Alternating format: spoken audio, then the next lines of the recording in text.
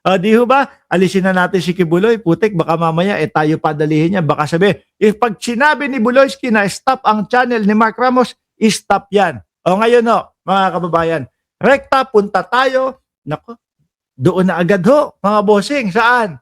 Doon na po. Kay Ombudsman Boying Remulla, mga boss chief amo sir, at doon po kay Congressman Martin Romualdez. Sabi ko naman sa inyo, mukhang tama talaga yung hinala natin, mga bossing eh. No?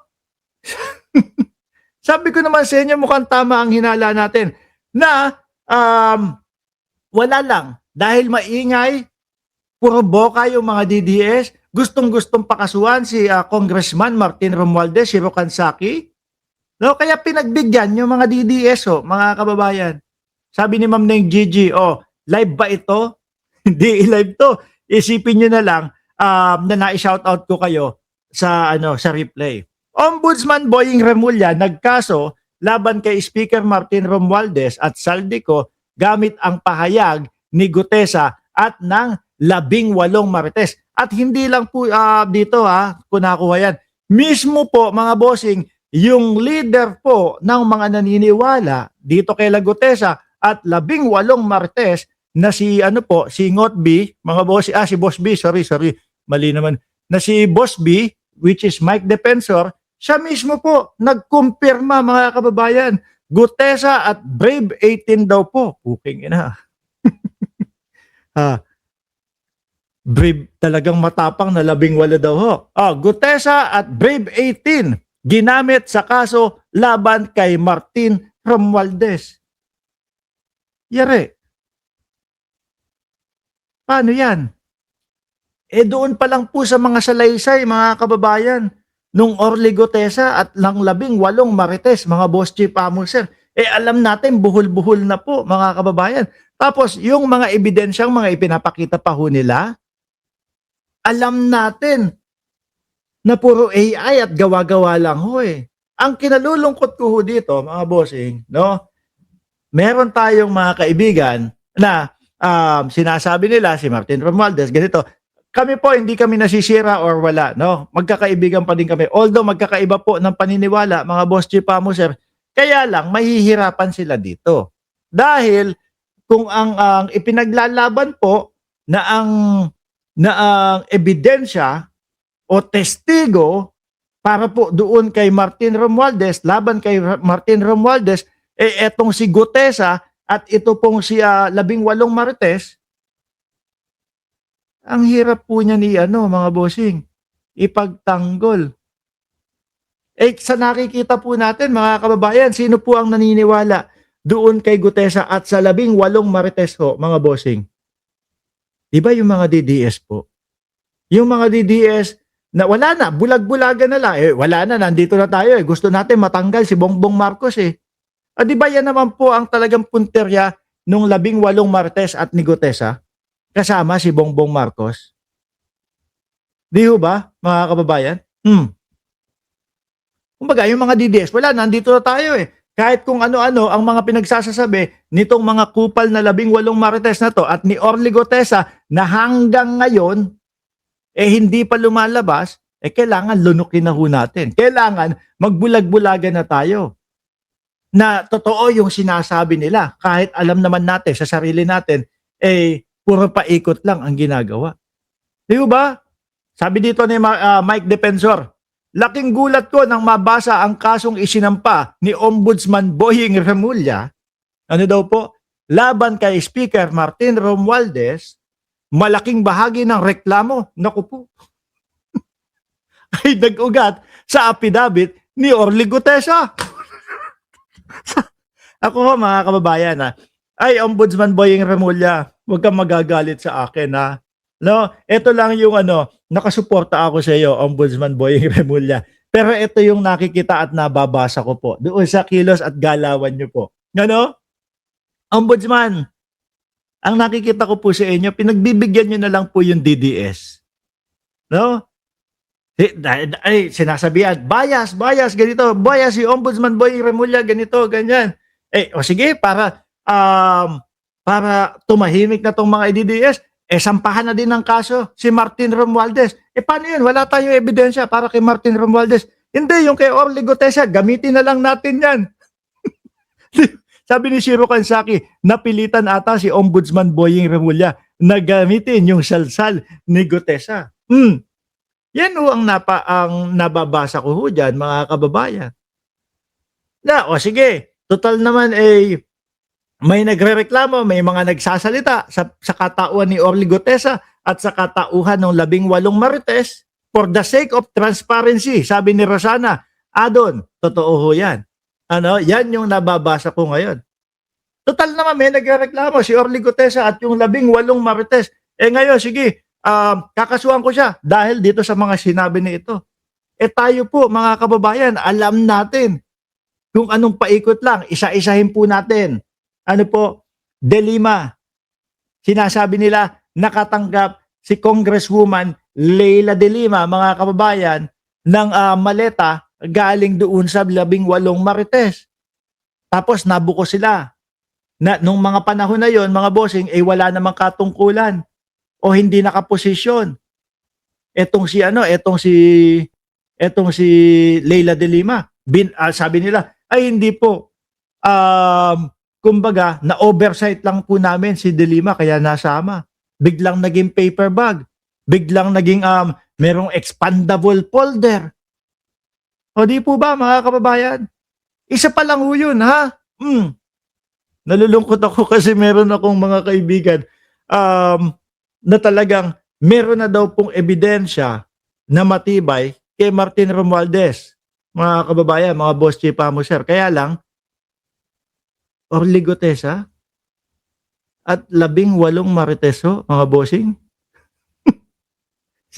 Sige nga, taas nga ho ng kamay doon sa mga naniniwala kay Orly Gutesa at naniniwala kay sa 18 Marites, mga kababayan.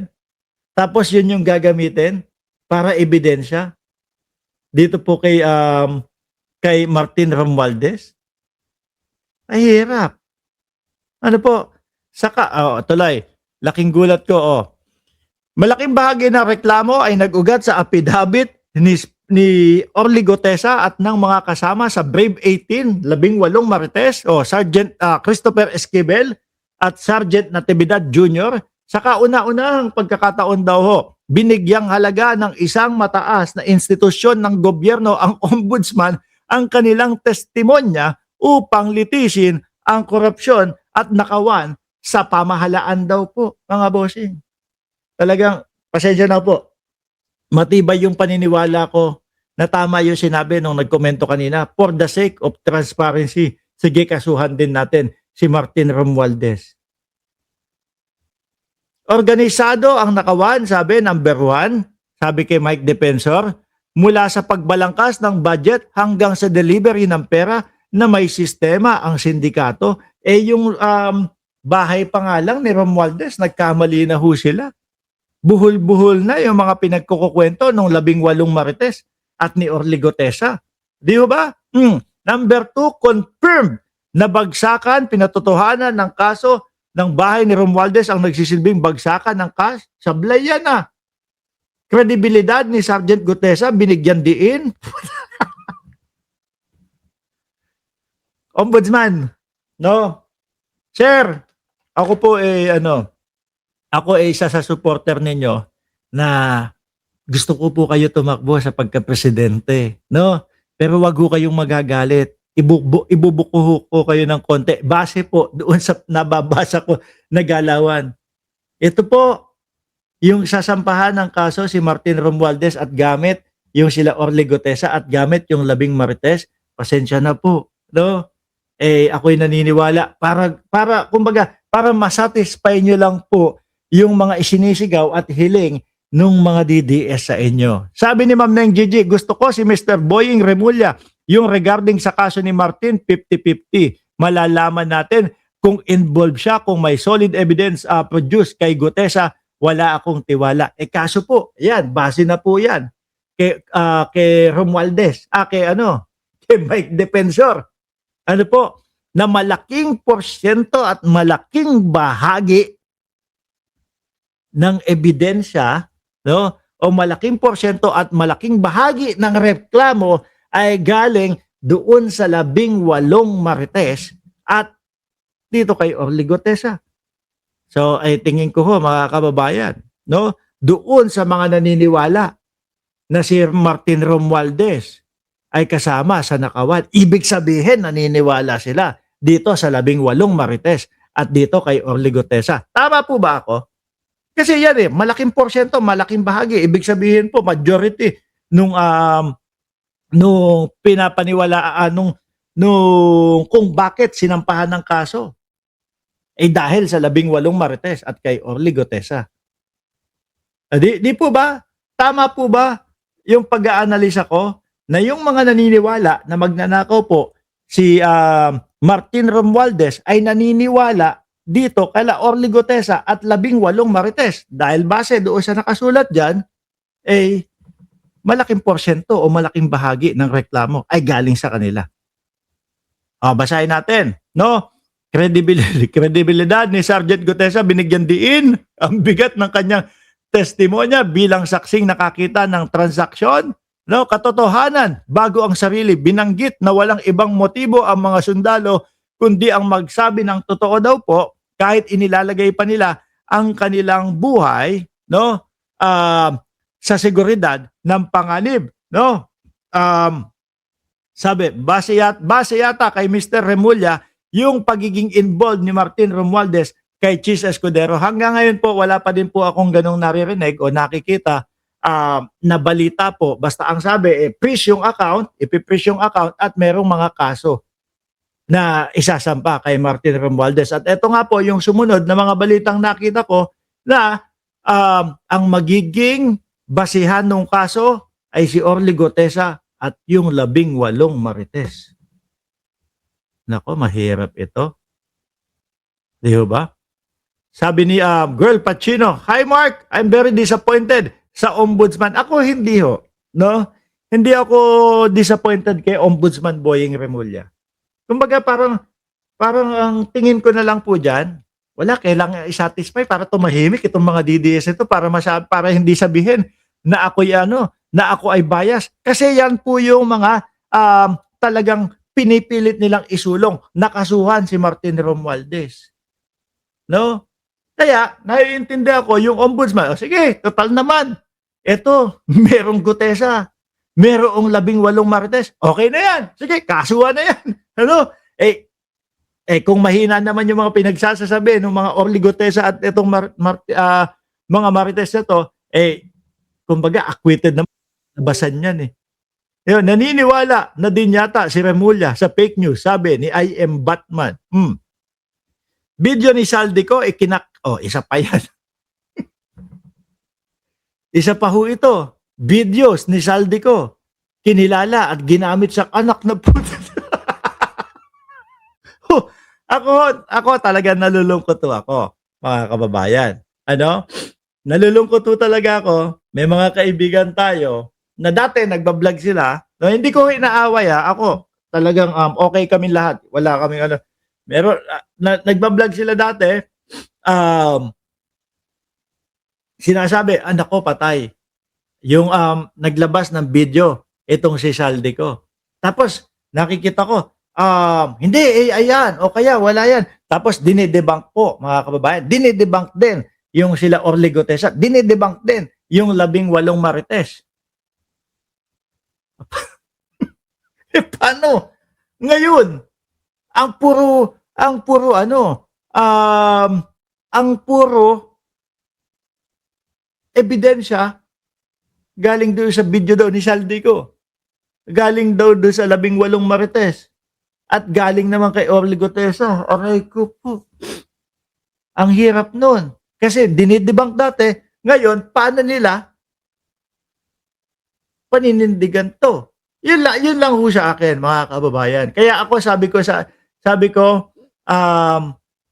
ko, hindi ako kontra o hindi ako babanat kay Congressman Martin Romualdez hanggat wala ho ako nakikitang ebidensya. Kaya po ang pansin ko din kay Ombudsman Boying Remulla ho, mga kababayan. Wala lang, basta sinabi niya, linatag niya na O sige, si Martin Romualdez kakasuhan din. Tapos freeze yung ibang account. No, freeze yung mga accounts. Pero hinihintay natin yung kagaya nung kay Leandro Lebiste. Naalala niyo po yun? Yung kay Leandro Lebiste, mga kababayan, ang sabi mismo ni Ombudsman Boying Remulla, kay bata-bata pa lang o ang bata-bata mo, ninenegosyo mo yung prangkisa, senador pa nanay mo. So yun, mga kababayan, talagang in-straightforward niya, diniretso niya. No? Kung ano yung ebidensya at kung ano yung ginagawa daw, di umano, nitong si Lebiste. Bato de la Rosa din, no? May waranto pa rin si Bato de la Rosa. Knowing Ombudsman Boying Remulla, kapag may alam, ilalabas yan. Ngayon, mukhang eto na ho yata yung alam ni Ombudsman Boying Remulla. No? Ulitin ko ho Naiintindihan ko po dito si Ombudsman Boying Remulla, mga kababayan. Hindi ko po siya binibira o hindi ko po siya binabanatan dito. Naiintindihan ko na merong mga DDS na makukulit, na pilit, isinasaksak, na paniwalaan sila Gutesa at yung 18 Marites at yung video ni Saldico. Sige, kasuhan na natin para matigil na lang kayo. Pag kinaso naman yan at nandun na sa korte yan, malalaman naman na puro kalokohan yung mga pinagsasasabi nitong 18 Marites. Ay, mahirap na ho. Di ba? Ngayon naman po, paano naman yung mga naniniwala na magnanakaw si Martin Romualdez? Ito ang sasabihin nyo sa amin na ito ang ebidensya namin. Lumabas na yung ebidensya namin. Si na dati, asar na asarat kayo at galit na galit kayo kaila Saldico, Orly Gutesa at 18 Marites. Para masakyan yung paniniwala ninyo na magnanakaw si Martin Romualdez, kailangan sakyan nyo to. Kailangan paniwalaan nyo ito. Kailangan paniwalaan nyo si Gutesa. Paniwalaan nyo yung 18 Marites. At paniwalaan nyo yung video ni Saldico. Para masabi ninyong may ebidensya kayo. Ganun lang po yun. Tutuloy ko video ni Saldico, pati si Shirokan sa akin, natawa Sabi ni Philo Margallardo, Boss Mark, yung mga DDS, chismis pa lang, naniniwala na yung mga yun.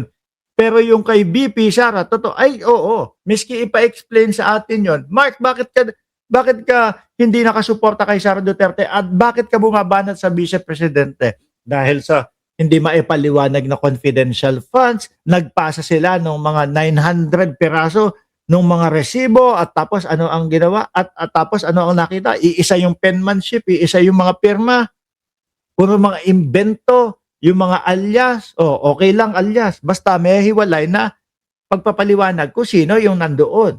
Di ba mga kababayan? Yung eto pa, sandali lang, nais kong magbigay pugay kay Ombudsman Boying Remulla. Okay. Ayan uulitin ko ang ebidensya nila laban po kay Martin Romualdez doon sa ikinaso ni Ombudsman Boying Remulla. Base na po ito kay Mike Defensor, malaking bahagi o majority nung reklamo ang ebidensya 18 Marites, Orly Gutesa at yung video ni Saldico. Sabi ni Aida Hufano, corrupt talaga yang si MR. Huwag piling malinis kasi nakisimpatya ako sa administrasyon. Ngayon, kailangan mong ipaliwanag sa amin kung ano yung sinasabi mo o kung ano yung ebidensya, bakit mo nasabi na corrupt? Dahil ba dito sa sinabi ni Orly Gutesa, 18 Marites at yung video ni Martin Romualdez? Kasi kung meron pang iba, dapat ibinanggit din ho yun. Dapat iniladlad din ho yun, mga kababayan. Bakit ito lang po? Na puro mga pang DDS. Di ba?